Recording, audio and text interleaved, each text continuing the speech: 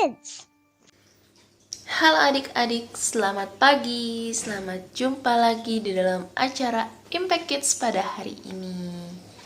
Semoga semuanya terus dalam keadaan yang sehat dan bersukacita dalam menjalani aktivitas kita. Sebelum kita membaca firman Tuhan, mari kita berdoa terlebih dahulu. Tuhan Yesus yang baik, terima kasih Tuhan, kami bersyukur untuk pagi hari ini atas hari yang baru, hari yang baik yang Kau sediakan buat kami.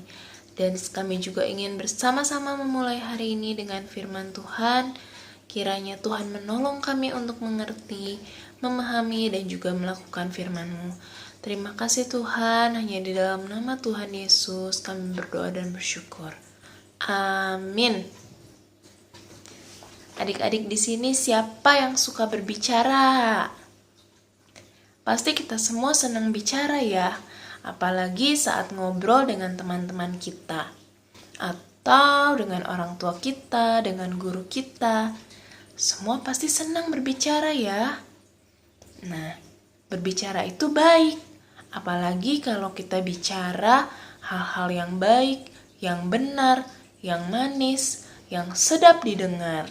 Orang-orang yang mendengarkan akan senang. Tapi adik-adik, ada perkataan-perkataan yang menimbulkan pertengkaran. Kita lihat yuk di Amsal 18 ayat 6 sampai 7.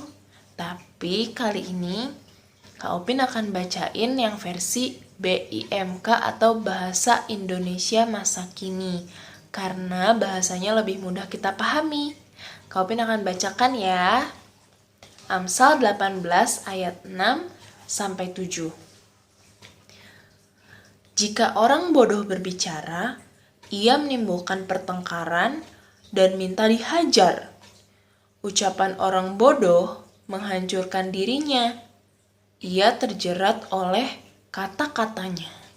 Nah, saat kita berbicara, kita harus ingat apa yang sudah keluar dari mulut kita itu tidak bisa kita tarik lagi. Orang-orang yang sudah mendengarnya itu pasti akan ingat apa yang kita katakan. Terlebih kalau apa yang kita katakan itu menyakiti hati mereka. Nah, itu bisa menimbulkan pertengkaran. Dan lebih parahnya lagi mungkin kita mendapatkan hal yang tidak baik karena kata-kata kita yang bodoh. Nah, itulah mengapa kita harus berhati-hati saat kita berbicara. Bagaimana caranya supaya apa yang keluar dari mulut kita itu bisa menyenangkan orang lain dan juga memuliakan Tuhan? Pasti adik-adik semua sudah tahu jawabannya ya, karena kita sudah sering ulang-ulang. Kita sebaiknya banyak membaca firman Tuhan. Karena di dalam firman Tuhan ada banyak sekali nasihat dan pengetahuan tentang berbicara, tentang banyak hal yang kita bisa pelajari dari firman Tuhan. Saat kita belajar firman Tuhan, pikiran kita, hati kita dipenuhi hikmat dari Tuhan. Artinya kita bisa mengatakan kata-kata yang benar dan juga tepat waktu, sehingga menyenangkan bagi orang yang mendengarnya.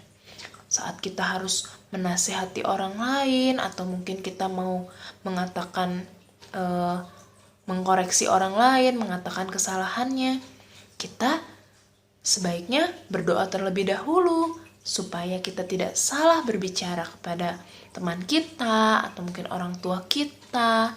Kita bisa bicara dengan baik dan tidak menyakiti hati mereka. Adik-adik, pasti kalian juga pernah kesal ya?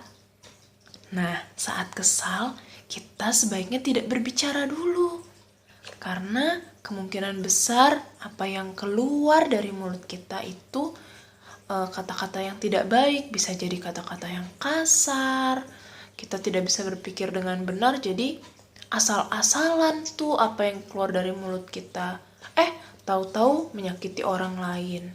Nah, saat adik-adik sedang kesal, lebih baik kita diam dan kita berdoa kepada Tuhan supaya kita bisa tenang terlebih dahulu dan tidak berbicara kata-kata yang salah. Karena ingat ya, apa yang sudah kita katakan itu tidak bisa ditarik lagi. Jadi, jangan seperti orang bodoh yang berkata-kata yang tidak baik dan menimbulkan pertengkaran. Tapi pilihlah hikmat Tuhan, berbicara yang baik dan tepat pada waktunya sehingga sedap didengar. Oke, mari kita berdoa lagi yuk. Bapa, terima kasih untuk firman-Mu hari ini. Kiranya Engkau menolong kami saat kami berbicara kepada orang lain. Kami bisa berbicara hal-hal yang baik, yang manis, yang sedap didengar, sehingga apa yang kami katakan bisa menyenangkan hati-Mu dan juga menyenangkan orang lain. Terima kasih ya Tuhan, kami terus menyerahkan aktivitas kami hari ini ke dalam tangan-Mu. Kiranya Engkau yang menolong dan memimpin aktivitas kami. Ampuni juga dosa-dosa dan kesalahan kami ya Bapa. Kami serahkan doa ini hanya di dalam nama Tuhan Yesus kami berdoa dan mengucap syukur. Amin. Oke, selamat beraktivitas adik-adik, selamat belajar lagi, dan tetap semangat menjalani hari ini. Sampai jumpa lagi. Tuhan Yesus memberkati.